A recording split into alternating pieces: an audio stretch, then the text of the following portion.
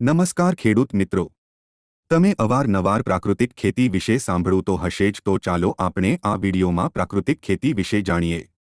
જો મિત્રો તમે આ ચેનલ પર નવા હોય તો અમારી ખેતી કલ્ચર ચેનલને લાઇક, શેર અને સબસ્ક્રાઇબ કરજો। પ્રાકૃતિક ખેતી એટલે રાસાયણિક ખાતરો અને જંતુનાશક દવાઓનો ઉપયોગ કર્યા વગર કરવામાં આવતી ખેતી। બીજા શબ્દોમાં કહીએ તો પ્રાકૃતિક ખેતી એટલે ગાય આધારિત થતી ખેતી। ગાય આધારિત ખેતી એટલે જે ખેતીમાં ગાયના ગૌમૂત્ર અને છાણનો ઉપયોગ કરી ઉત્પાદન વધારવામાં આવે છે તે પ્રાકૃતિક ખેતીને ગાય આધારિત ખેતી કહે છે।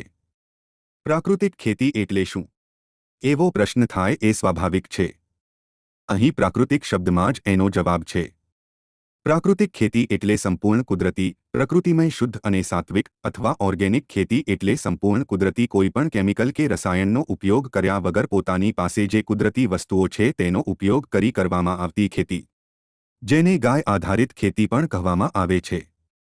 ખેડૂત એવી કૃષિ વ્યવસ્થા અપનાવે છે કે તેને બજારમાંથી ખરીદ કરેલ રાસાયણિક ખાતરો કે જંતુનાશક દવાઓનો ઉપયોગ કર્યા વગર કરવામાં આવતી ખેતી પદ્ધતિ, જે સંપૂર્ણ શુદ્ધ ને રસાયણ રહિત છે અને ખર્ચ વગર કરવામાં આવતી ઋષિઓએ આપેલી પરંપરાગત ખેતી છે।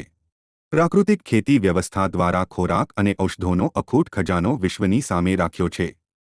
ખોરાક અને જીવન પદ્ધતિ માટે હજારો વર્ષોથી ભારતે વિશ્વને પ્રેરણા અને માર્ગદર્શન આપ્યું છે। પ્રકૃતિના આપણા ઉપરના અનેક ઉપકારો માટે કૃતજ્ઞતા વ્યક્ત કરવાની પ્રેરણા ઋષિઓએ આપણને સમજાવી છે। સૂક્ષ્મ જીવોથી લઈ મહાકાય પ્રાણીઓનું પોષણ કરનાર આ જમીન છે, એટલે જ ધરતીને માતા કહી છે। અખાત્રીજના દિવસે ખેડૂત ધરતી માતાનું પૂજન કરે છે, તેમજ તેની ખેતીમાં સાથ આપનાર પોતાના પરિવાર સમાન બળદનું પણ પૂજન કરે છે। ખેતી અને પરિવાર માટે ખૂબ જ મહત્વનું સ્થાન ગાયનું છે, એટલે જ ગાયને પણ માતાનું સ્થાન આપવામાં આવ્યું છે। પ્રાકૃતિક ખેતીમાં ગાયનું ખૂબ મહત્વ છે, તેથી જ ગાયને કામધેનુ કહી છે। આજના આ સ્પર્ધાના યુગમાં વધુ ઉત્પાદન મેળવી વધુ આર્થિક લાભ મેળવવામાં કૃષિ ક્ષેત્ર પણ બાકાત નથી। રાસાયણિક ખાતર અને જંતુનાશક દવાઓનો બેફામ ઉપયોગ આપણી જમીનને ખૂબ મોટું નુકસાન કરી રહ્યો છે। આવું જ ચાલતું રહેશે તો આવનાર પેઢી માટે ફળદ્રુપ અને ઉપજાઉ જમીનને આપણે ખોઈ બેસીશું। પરંતુ પ્રાકૃતિક કૃષિ જમીનને ફળદ્રુપ અને સ્વસ્થ રાખવામાં ખૂબ મહત્વનું પરિબળ બની રહ્યું છે। આપણે ત્યાં જૂના કાળથી આરોગ્યપ્રદ અને શુદ્ધ ખોરાકનો મહિમા કહેવામાં આવ્યો છે। આપણે ત્યાં કહેવત છે કે જેવું અન્ન તેવું મન, અન્ન એવો ઓડકાર અને અન્ન એ જ ઔષધ, એટલે કે શુદ્ધ અને પ્રાકૃતિક ખોરાક એ જ જીવનને સ્વસ્થ રાખવા પૂરતું છે। પ્રાકૃતિક ખેતી આવા શુદ્ધ અને આરોગ્યપ્રદ ખોરાકનું ઉત્પાદક છે। હવે લોકોનું ધ્યાન ઓર્ગેનિક ખોરાક પર ગયું છે। પરિણામે ખેતીના ફાયદા। પ્રાકૃતિક ખેતીમાં માત્ર ફાયદાઓ જ છે। પ્રાકૃતિક ખેતીને ઓર્ગેનિક ખેતી પણ કહેવામાં આવે છે। ઓર્ગેનિક ખેતીના અનેક ફાયદા છે, જેમાં તાત્કાલિક અને લાંબા ગાળાના ફાયદા છે। પ્રાકૃતિક ખેતીના ઉત્પાદનમાં રાસાયણિક ખાતરો અને રાસાયણિક દવાઓ, પેસ્ટિસાઇડનો ઉપયોગ થતો નથી। પરિણામે ઉત્પાદન થતા મસાલા પાકો, અનાજ, ફળ અને શાકભાજી કુદરતી પોષક તત્વોથી ભરપૂર અને સ્વાસ્થ્યપ્રદ હોય છે, જેનાથી ઉત્તમ આરોગ્ય અને લાંબુ આયુષ પ્રાપ્ત થાય છે। પ્રાકૃતિક ખેતીમાં વૃક્ષોનું મહત્વ હોય, વાતાવરણ પ્રદૂષણ મુક્ત અને ઓછા વરસાદની સ્થિતિ સર્જાતી નથી। પ્રાકૃતિક ખેતીમાં ગાયનું ગૌમૂત્ર, છાણ, વનસ્પતિના પાંદડા અને કુદરતી છાણિયા ખાતરનો ઉપયોગ થતો હોય, જમીનમાં દેશી અળસિયાની સંખ્યા વધે છે।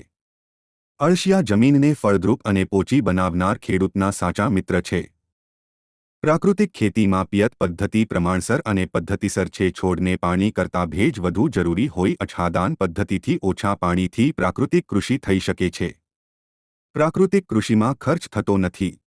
ઝીરો બજેટ ખેતી હોય, ખેડૂતને આર્થિક ફાયદો થાય છે। પ્રાકૃતિક ખેતી ગાય આધારિત ખેતી હોય, ખેડૂત પરિવાર દેશી ગાય પાળવી જરૂરી છે। ગાયના દૂધમાં અનેક પ્રાકૃતિક તત્વોથી ભરપૂર હોય, પરિવારને ઉત્તમ દૂધ, દહીં, માખણ અને ઘી મળી રહે છે। ખેતી માટે ગાયનું છાણ અને ગૌમૂત્ર જ વધુ જરૂરી હોય છે। અલબત્ત ક્યારેક છાસ અને દૂધ પણ જરૂરી બને છે। ગાય પાળી ખેતી કરતા ખેડૂતો માટે ગુજરાત સરકાર ગાયના નિભાવ માટે માસિક 900 રૂપિયા જેટલી સહાય પણ આપે છે। પરિણામે ખેડૂતને ગાય પાળવાનો ખર્ચ થતો નથી। ખેડૂતે ઉત્પાદન કરેલ ખેત ઉત્પાદન વેચવાની વ્યવસ્થા અને બજાર ભાવ કરતાં પણ સારા ભાવ મળી શકે છે, જેનાથી ખેડૂતને આર્થિક ફાયદો થાય છે। જમીન ફળદ્રુપ બનતા ઉત્પાદન વધતું જાય છે। ઓર્ગેનિક ખેતી કરનાર ખેડૂત પર્યાવરણ, જમીન સ્વાસ્થ્ય અને ગૌપાલન માટે કાર્ય કરતો હોઈ રાષ્ટ્ર અને અધ્યાત્મ માટે કરેલા કામનો આનંદ અને સંતોષ મેળવે છે. પ્રાકૃતિક ખેતીના 5 આધાર સ્તંભ છે.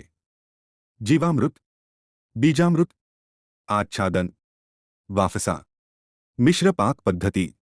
ખેડૂત મિત્રો, આજે નહીં તો કાલે આપણે આ પ્રાકૃતિક ખેતી અપનાવી તો પડશે જ, કારણ કે રાસાયણિક ખાતરનો અને જંતુનાશક દવાઓનો ઉપયોગ કરવાથી આપણું જમીન અને આપણું સ્વાસ્થ્ય બંને બગડી રહ્યું છે. મિત્રો, તમને આ વિડિયો કેવો લાગ્યો કોમેન્ટમાં જરૂર જણાવશો.